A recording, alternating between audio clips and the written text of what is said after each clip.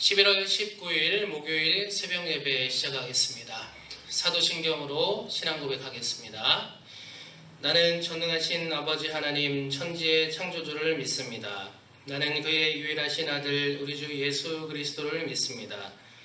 그는 성령으로 잉태되어 동정녀 마리아에게서 나시고 본디오 빌라도에게 고난을 받아 십자가에 못 박혀 죽으시고 장사된 지 사흘 만에 죽은 자 가운데서 다시 살아나셨으며 하늘에 오르시어 전능하신 아버지 하나님 우편에 앉아 계시다가 거기로부터 살아있는 자와 죽은 자를 심판하러 오십니다. 나는 성령을 믿으며 거룩한 공교회와 성도의 교제와 죄를 용서받는 것과 몸의 부활과 영생을 믿습니다. 아멘. 찬송 191장 함께 부르겠습니다.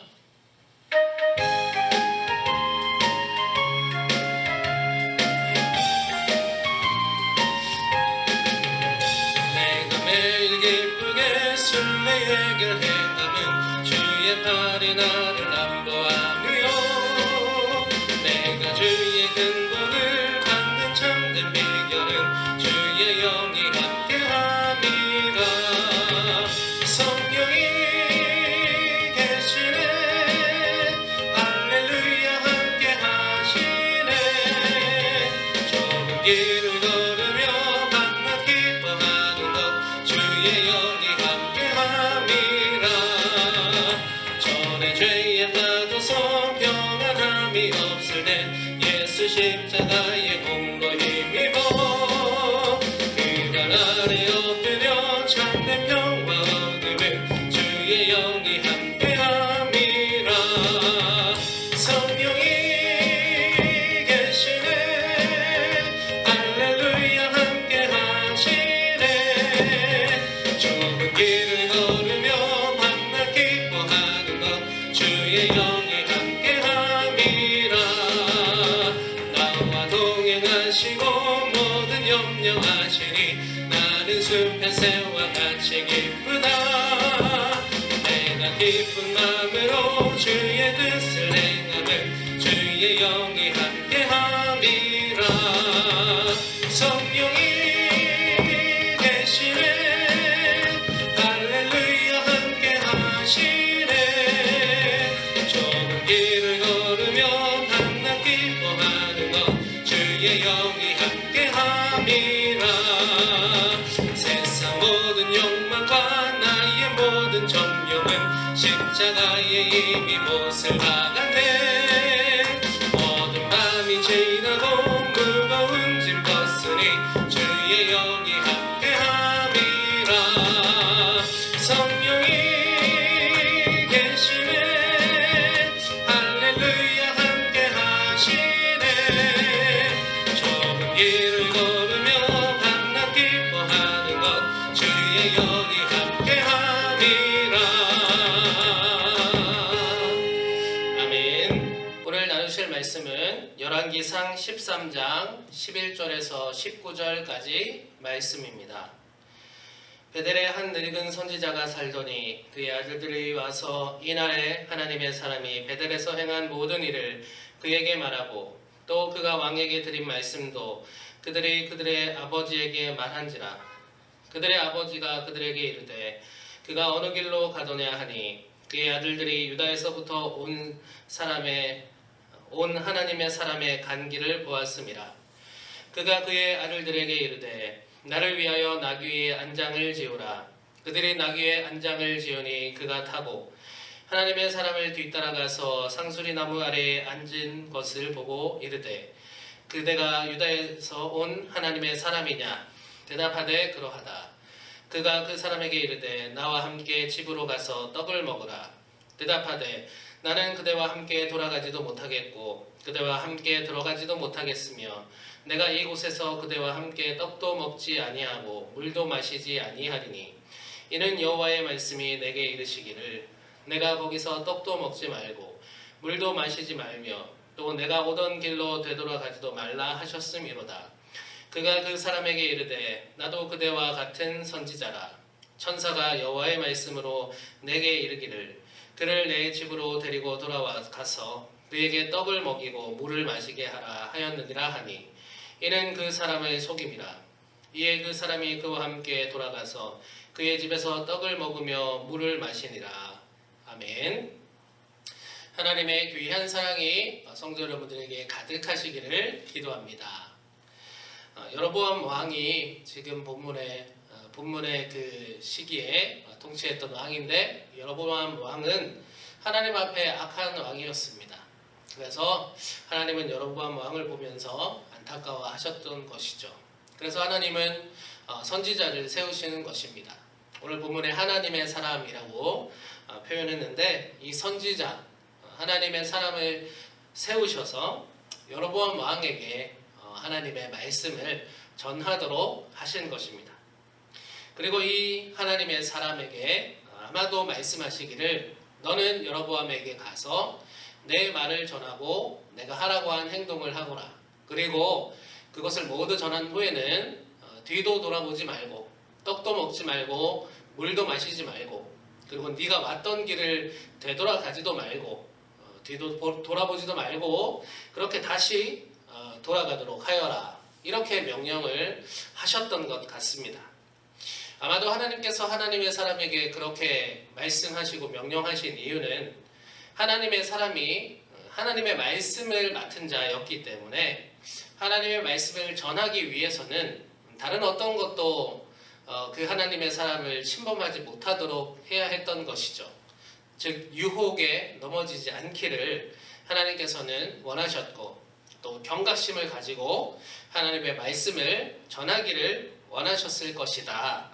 이렇게 생각해 볼 수 있는 것입니다. 하나님의 사람은 여로보암 왕 앞에 이제 하나님의 명령과 말씀을 들고 섰죠. 그리고 하나님이 의도하신 대로 잘 했습니다. 그랬더니 여로보암 왕이 좀 감동을 받았는지 하나님의 사람에게 말하기를, 당신이 전한 하나님의 말씀, 그리고 당신이 보여준 하나님의 이적을 제가 잘 알겠습니다. 그러면 이제는 저와 함께 집으로 좀 가서 제가 좀 대접을 하고 싶은데 대접을 좀 받으시지요. 이렇게 이야기를 한 것입니다. 그럴 때 하나님의 사람이 유혹에 넘어가지 않았습니다. 하나님의 명령을 잘 기억했고 순종했기 때문에 여로보암 왕에게 하나님께서 저에게 말씀하시기를, 떡도 물도 먹지 말고 네가 왔던 길로도 다시 되돌아가지 말고 그렇게 다시 돌아오거라 라고 하셨기 때문에 저는 여로보암 왕의 대접을 받을 수가 없습니다 하고 여로보암 왕을 떠나오게 되었습니다. 하나님의 사람은 하나님의 명령을 아주 순전하게 잘 따랐다라는 것이죠. 이렇게 잘 따랐는데 조금 시간이 지났는데 문제가 생긴 것입니다. 그것은 한 늙은이가, 하나님의 사람이 이제 되돌아가지 않겠습니까? 되돌아가던 그 하나님의 사람을 붙잡고 이야기를 한 것입니다. 뭐라고 이야기를 했냐면, 당신 선지자죠? 하나님의 사람이죠? 나도 선지자예요. 좀 늙었지만 늙은 선지자예요. 이렇게 하면서 하나님이 지금 저에게 천사를 보내셔서 말씀하시기를, 지금 젊은 하나님의 사람이 지나갈 텐데 그 사람에게 떡과 물을 대접하고 집에서 좀 쉬게 하도록 해라 라고 하셨다라고 하면서 하나님의 사람에게 그 늙은 선지자가 접근한 것이죠. 그런데 이것은 사실 늙은이가 선지자였는지는 모르겠지만 정확한 것은 거짓말을 하고 있었다라는 것이고, 하나님의 사람은 불행하게도 그 거짓말을 믿고 말았다라는 것입니다. 젊은 선지자는 늙은이의 집으로 가서 떡과 물을 먹고 만 것입니다. 그리고 그 결과 하나님의 사람은 하나님께 징벌을 받고 죽고 만 것입니다. 이 일련의 과정들을 생각해 본다면 어찌 보면 하나님의 사람이 좀 불쌍하다 이렇게 생각할 수도 있을 것 같습니다. 하나님의 사람은 온전히 지키려고 했는데 단순히 거짓말에 속았기 때문입니다. 의도적으로 하나님의 말씀을 안 지키려고 했던 것이 아니지 않는가 이렇게 생각해 보면, 하나님이 하나님의 사람, 당신이 세우신 그 사람을 이렇게 벌하신 것은 좀 과하지 않나 이런 생각도 해볼 수 있지만 조금 더 냉정하게 생각해 본다면 이 하나님의 사람, 즉 선지자라는 사람의 그 신분이 어떠냐, 이 신분을 한번 생각해 본다면 선지자의 자리, 하나님의 사람의 자리는 굉장히 엄중한 자리가 아닐까 하는 것입니다. 하나님의 말씀을 맡은 자였기 때문에 이 하나님의 사람의 자리는 하나라도 흐트러지면 안 되는 자리, 그런 경각심을 일으켜야 되는 자리이다라고 생각해 보면 이 하나님의 사람이 조금 더 영적으로 경각심을 가지고 깨어 있었으면 어땠을까 하는 아쉬움을 가지게 되는 것입니다. 구약시대에 하나님은 직접 임재하시기도 하셨지만 선지자들을 세우셨죠. 시대의 위기 가운데 또 시대마다 선지자를 세우셔서 하나님 당신의 말씀을 대신 선포하게 하셨습니다. 오늘 하나님의 사람이 바로 그런 자리에 있는 사람이다, 그런 특별한 하나님의 도구였다라는 것을 생각해 본다면 진짜 하나님의 명령을 잘 분간할 수 있었어야 했을 것이고 하나님의 명령을 목숨 걸고 지켰어야 했다는 것입니다.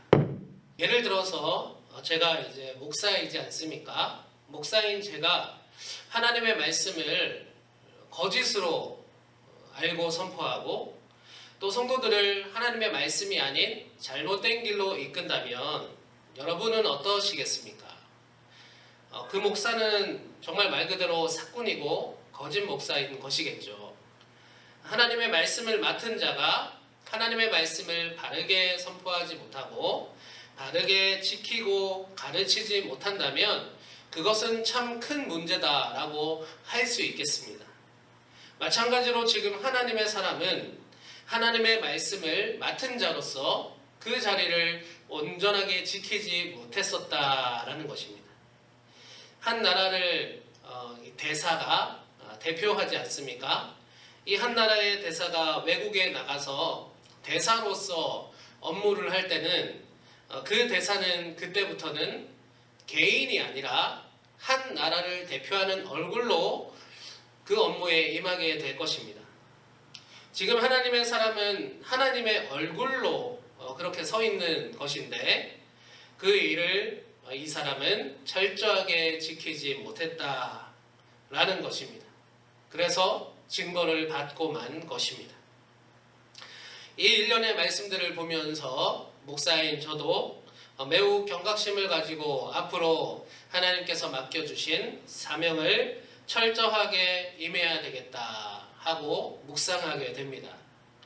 고린도 후서에 보면 바울이 우리에게 말하기를 너는 그리스도의 향기라 말하였습니다.